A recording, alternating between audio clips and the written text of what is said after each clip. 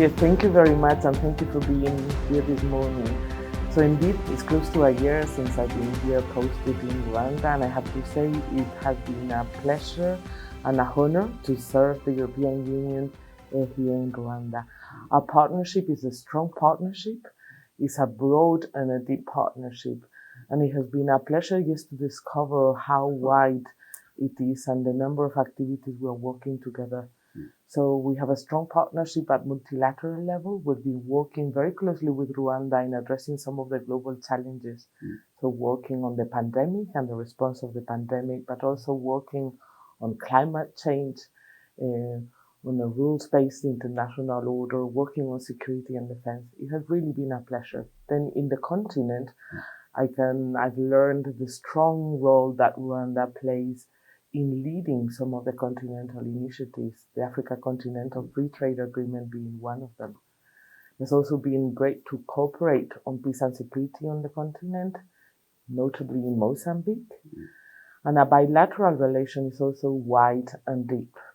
We've been working together in the past year on agro processing, on building a climate-smart agriculture, transformative and inclusive agriculture in the country. We've been working together in education, working on many areas, including also justice and economic governance, working with youth and building capacities to create jobs in the new digital age.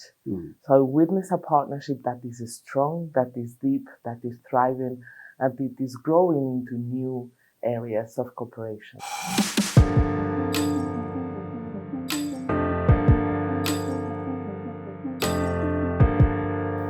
This European Union Rwanda Business Forum was the first one we organized together here in the country. So I first wanted to congratulate and to thank the support of the Rwandan Development Board, and that was instrumental in making this possible.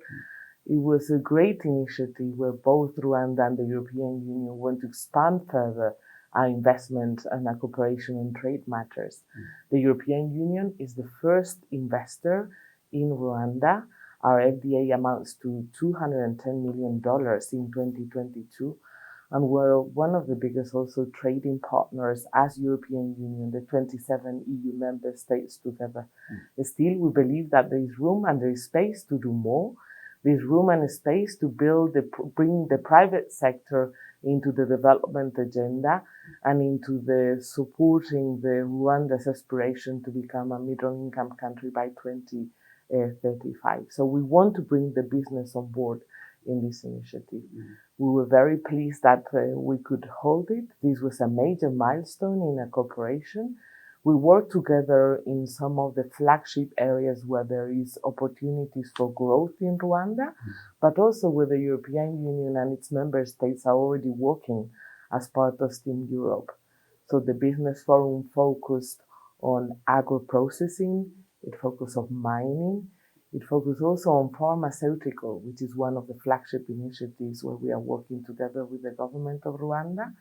And it also focused on green and e-mobility. So 4 major sectors for cooperation in the future. I have to say that now Expost will look at the numbers and we see that we gather close to 700 participants, and there were overall 450 companies that attended this event, including over 150 European companies working in those sectors that mentioned and other sectors, which shows that there is a keen interest and that there is opportunity to invest in Rwanda.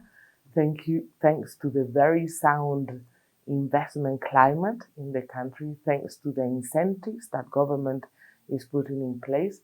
Rwanda is becoming a springboard for investment and for economic opportunities, not only in the country, but also as a gateway to the East Africa region.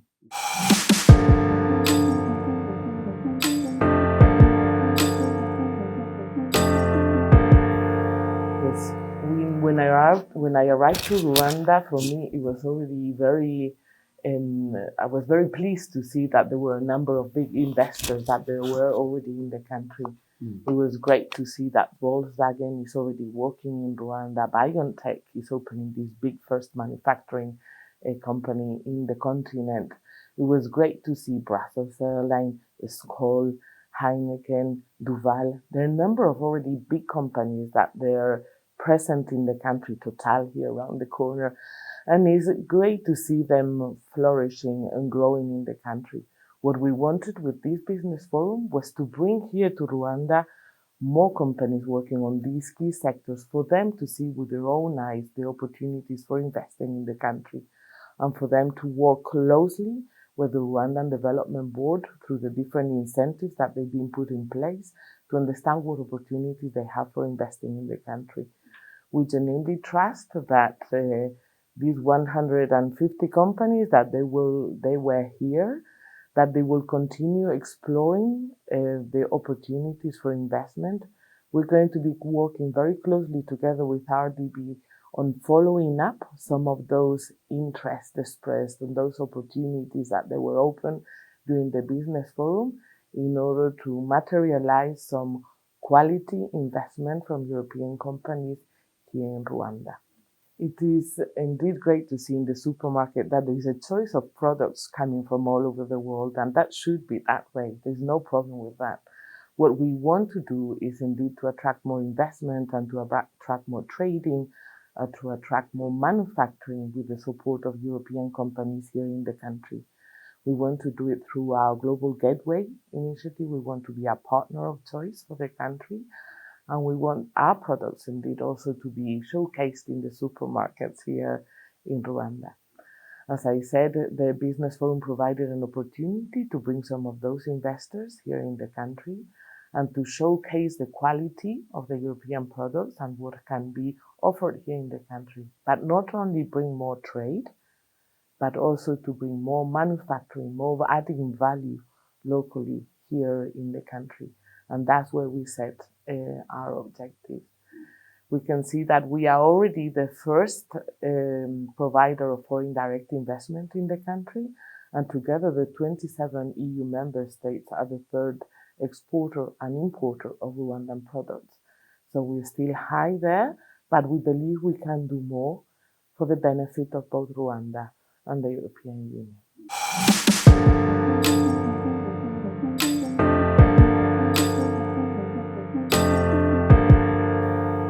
This was, on arrival to the country, one of the key areas where I felt more proud of how Rwanda managed to transform a key challenge and such a difficult moment into an opportunity, and how Rwanda succeeded in attracting biotech to invest here in the country and to produce and to manufacture vaccines in the search for health equity in the continent.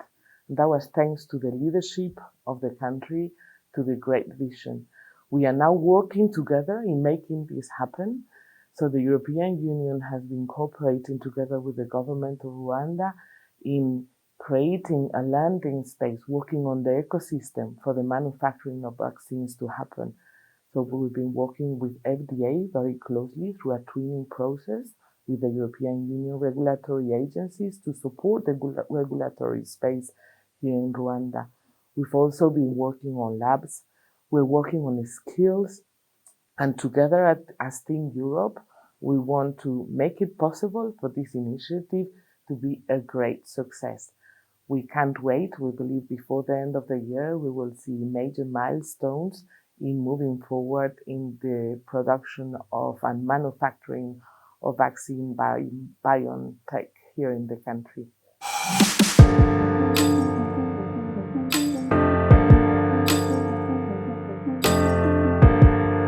That this is a dramatic situation. The European Union strongly condemns what we see as a brutal aggression, war of aggression against Ukraine.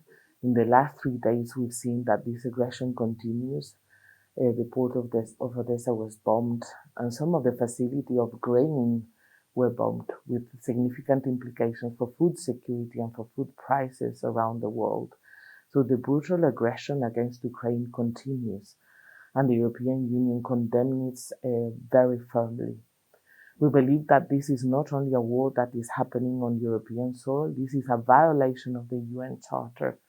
So we believe that all together, as members of the UN, we have a responsibility to condemn this war. We've been working very closely with Rwanda in the UN system at multilateral level in condemning this illegal aggression. The European Union is working on a threefold strategy. So we are supporting Ukraine, we are putting pressure on Russia to stop this illegal aggression, and we are working with all countries around the world in coping and helping addressing some of the key challenges that the war has on all of us. So we have been working, as I say, in a strong way, condemning and putting pressure on the Russian government. So we now have 11th round of sanctions that they've been put in place. But we've also been working with Ukraine in supporting them, supporting on humanitarian basis, on an economic ground to rebuild Ukraine. But we've also been working with Ukraine to help them in a legitimate defense against this war. And the last European Council indeed announced key measures in that regard. But I think there's a key element in this, which is the consequences of the war on all countries and the food security, where we need to look very closely.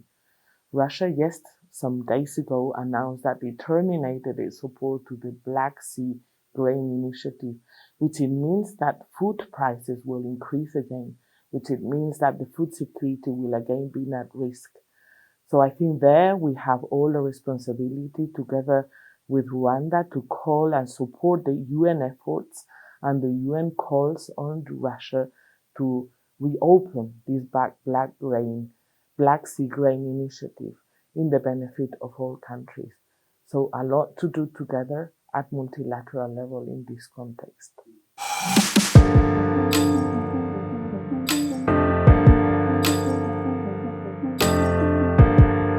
So the European Union is extremely concerned by the situation, the security and the humanitarian situation in the Eastern DRC.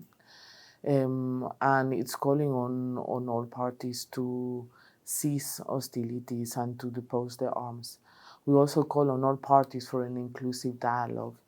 We very much commend the efforts that the regional partners are undertaking, and particularly in the context of the Rwanda and in the Nairobi process, and would like to encourage that political process, that inclusive dialogue, to continue in order to address the root causes of the conflict.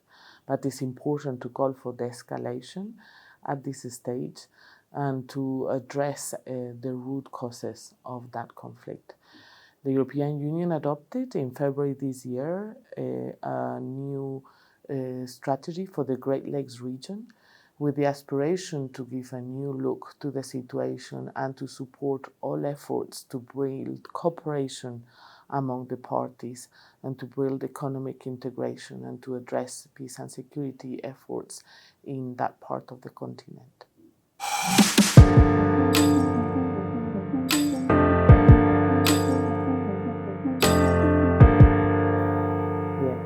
So in the past year, as I said, I've been very pleased and very honored to serve this partnership and to work together and to explore together with Rwanda areas of partnership. Vaccines was a major issue. We spoke about the Rwanda Business Forum that really shows is a new milestone in our cooperation and really reflects a new way of doing business. And that's where I would like to talk for a bit.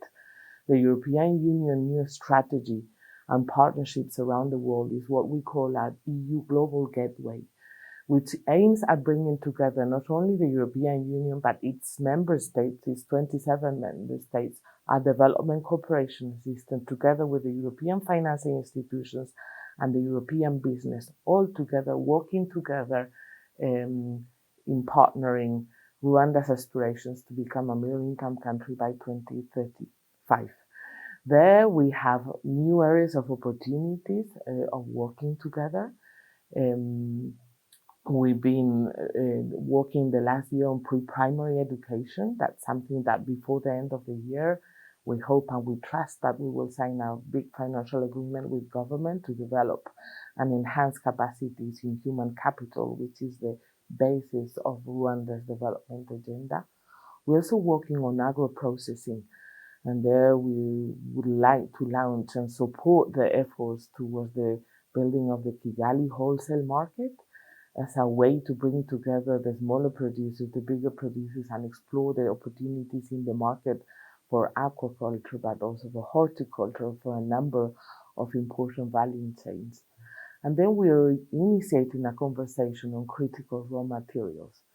So we want to advance together with Rwanda on a strategic partnership in critical raw materials to support exploration in the country, but also, most importantly, to develop value chains locally, to add value to the mining extraction opportunities here in Rwanda. There are a number of European companies that are already doing this. There are few of them, but still developing very good models of what can be done in the country to best exploit regional value chains in the country and to make Rwanda a key partner in the region with a good model of exploitation and transformation of mining opportunities in the country.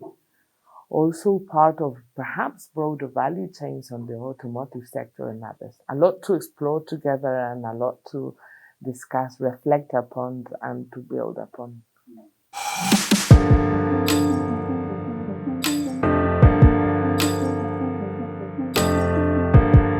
So Rwanda and the EU, we share values and we share the vision for the Sustainable Development Goals, that we have a joint agenda where we work together multilateral but bilaterally. Is the sense, is the core of what we are doing here together.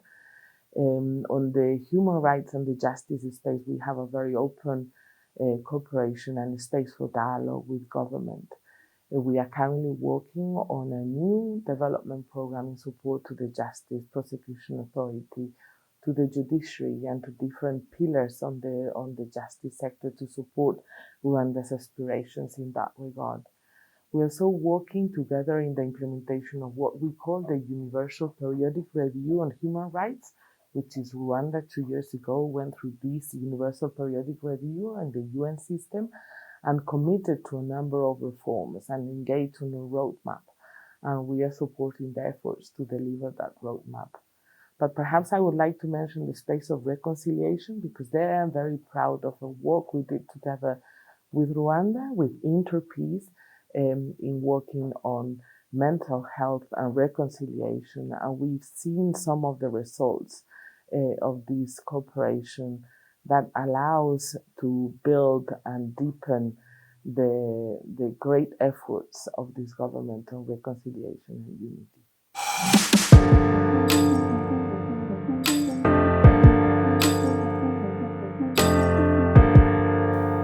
Rwanda is a leader at multilateral level when it comes to climate change and when it comes to biodiversity and pushing some of these key reforms at multilateral level. And it has been a great pleasure to partner Rwanda in these endeavors at COP28, COP27 recently, and to observe the innovation that is going on in developing new climate-smart financing tools. The IREME is one of the key examples of how Rwanda leads and brings forward new instruments that will allow us, international community, to come in and in supporting Rwanda's aspiration on a climate-smart investment in the country. The European Investment Bank is ready to engage in this space, and we are very proud of it. And I would like also to mention that what we're doing on agriculture, on climate-smart agriculture, where we've been also very innovative in the way we operate, and we brought some of Rwanda's commitments at the international level on the climate change agenda to be at the core of what we do in agriculture. So bringing together the agriculture and the climate agenda, for me, it has been one of the best achievements this year, and where we are very much looking forward in following up the policy conversation, but also the delivery on the ground of some of these great aspirations.